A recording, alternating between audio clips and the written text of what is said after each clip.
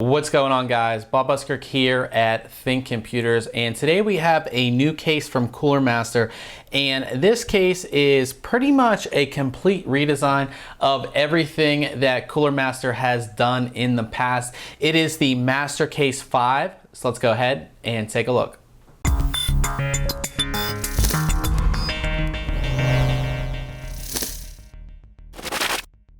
So starting with the front of the case here, you can see we have a completely ventilated front that will allow a lot of air to go ahead and flow through the case.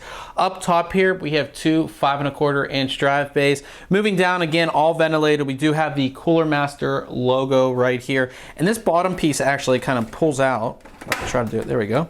Kind of pops out, and we have a nice large filter here. Again, you can take this out, clean it out, get all the dust out of it, and of course put it back on. Now with it removed, we can see we do have a 140mm fan pre-installed that does come with the case. You can fit another 140 here, and if you don't want to use the 5¼ inch drive bays, you can actually fit a third 140 or 120 in the front here. You can also do radiators up to 280mm. At the top of the front of the case is where you're going to find all of your connections and all of that fun stuff. So first we have our power button right here, located right in the middle. We have two USB 3.0 ports right here. They do say 3.0. They're not like the blue like you would normally see, but I kind of like that because they have the black in there that actually matches the case. We have our headphone connection, microphone connection, smaller reset button, and then really small hard drive activity LED right over here. At the top of the case, we have these really pretty sturdy handles. They can actually, I'm not sure if it's metal in there, but they're really heavy duty handles, which means that you can actually, once you have your system installed, you can carry your case by these handles. Perfect for, of course, bringing to LAN parties and things like that. Up top here, we have this ventilated section. There are no fans pre-installed up top, but you can fit two 120s and two 140s, and this whole top section actually pulls out. So what that allows you to do is not only clean the filter that's in there, but also allows you to install your fans outside of the case, which makes it really easy when it comes to installation. Moving on to the rear of the case, we can see we have our expansion slots. We have a little bit of ventilation back here. We also have a fan placement, and there is a pre-installed 140mm exhaust fan. You also have room if you want to switch it out for a 120, you can go ahead and do that. And their fan system mounting uses these slits that allow you to move the fan up or down based on your cooling configuration. Of course, you have your power supply mounted at the bottom, and with that, we do have this removable filter that comes out and can easily be cleaned. Getting inside, you can see that we have a dual chamber layout. So what that means is that we have a top chamber and a bottom chamber. It makes it really easy to go ahead and organize a lot of things when you have two separate chambers. So our top chamber will go ahead and of course hold our motherboard, graphics card, and some storage. And then below we have room, of course, for our power supply and maybe some more storage down there as well. Starting with our storage in the top compartment, we have our two 5¼ inch drive bays here, and these use a simple toolless locking system, which is pretty easy to use. Below that, we have a single hard drive cage, and this hard drive cage has two trays here that come out, and these trays support both 2.5 inch and 3.5 inch hard drives. And what's really cool about this cage is that, of course, you can take it out, which I'm going to go ahead and do, just using a screwdriver because it's easier, but these are thumb screws, so you can go ahead and you know, you should be able to do it with your hands, but I'm just using this just to make it easier. And what's great about this case in general is that they make it so you can kind of fit it to your needs. So what I can do, oh, not completely out here. Let's see if we can pull this out. I thought I had these completely loose, but maybe I don't. So we can, there we go. It's kind of a little hard to pull out, especially on video, but you can pull this tray completely out, and then I can go ahead and I can move it down, right? So, you know, I had it all the way up here. Maybe I want to go ahead and move it right here. I can lock into place, secure the thumb screws, and now it's down here, so I can maybe have room for graphics cards or water cooling or something like that. So that's one thing that's really cool about this case. On top of that, because it is removable, you can go ahead and install your hard drives outside of the case and then go ahead and put them back in.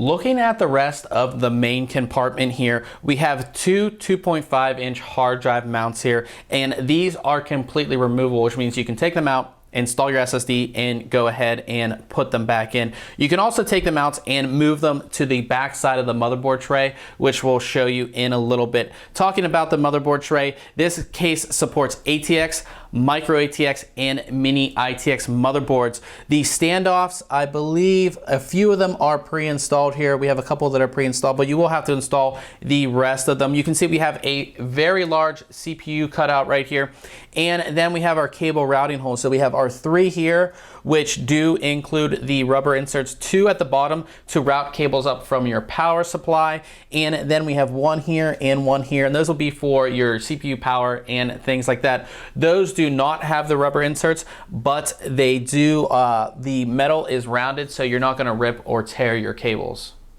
Now we move to the bottom compartment, or the smaller compartment down here. And as I said, you can actually add storage down here. So we have our included hard drive cage here with our 2 hard drive trays. You know, I've already taken it off the front part of the case here at the top compartment, and maybe I want to move it down here, get it out of the way. So I can actually go ahead and slide it right in, and we can go ahead and screw it in and lock it into place. So it makes more room here if you want to do some, you know, pretty intense water cooling or something like that. It just leaves room at the front of the case. If you have really long graphics cards or something like that, you can actually add your storage down here, or you can even add more storage, which we'll go into in just a little bit, but it just makes it so much easier that you can do that. Now we have our power supply mount down here, and you may be wondering, how am I going to get my power supply actually in here? The back of the case actually opens up here. This bracket actually opens up, which I'm going to try to get off. There we go. It is all thumb screws. This back bracket opens up, so you can see I have the bracket here, and you install this bracket on the back of your power supply, and you simply just slide your power supply in. And then of course it's going to be really easy to route all of your cables, not only behind the motherboard tray, but up through these 2 routing holes right there. I've gone ahead and taken the backside panel off of the case so you can get a good look at how the rest of the case is set up. There is quite a lot of room between the motherboard tray and the backside of the case, so you shouldn't have any trouble routing all of your cables around. Talking about routing everything, there's this middle channel here, which might be kind of hard to see in the video, but there's actually a made channel here for routing cables, and with that they have these Velcro, really nice Velcro ties here that allow you to kind of lock everything down, as you can see how they have here. So you can route everything very nicely and keep it clean on the back side of the case. As I said earlier, we do have the very large CPU cutout, and you can actually see the 2 cutouts here for routing CPU power and all of that.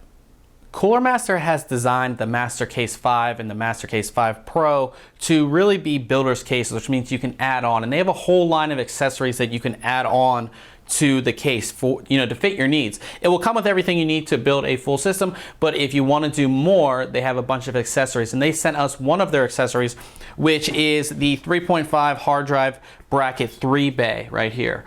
So all of your accessories will come in these nice packages here, and we actually have the 3 bay right here. And what this is just like our hard drive cage, which we have down here. This is a 3 bay hard drive cage, and again, you can, you know, place it where you want in here, and of course, you know, we can lock it into place, and of course we have the ability to add 3 more hard drives to our system. So really simple like that. They have a lot of different things. They have the hard drive brackets. I think they have different handles. I believe they have water cooling brackets. There's a lot of cool different stuff. I'm sure if you go to Cooler Master's website, you can see all about these different accessories, but it's really great because you can, you know, build your system, and as you upgrade your system or add on, you can get accessories for the case. So this wraps it up for our quick overview of the Cooler Master MasterCase 5. Now make sure you check back very soon on ThinkComputers.org, as we'll have our full written review, which will include a full build and all of that fun stuff.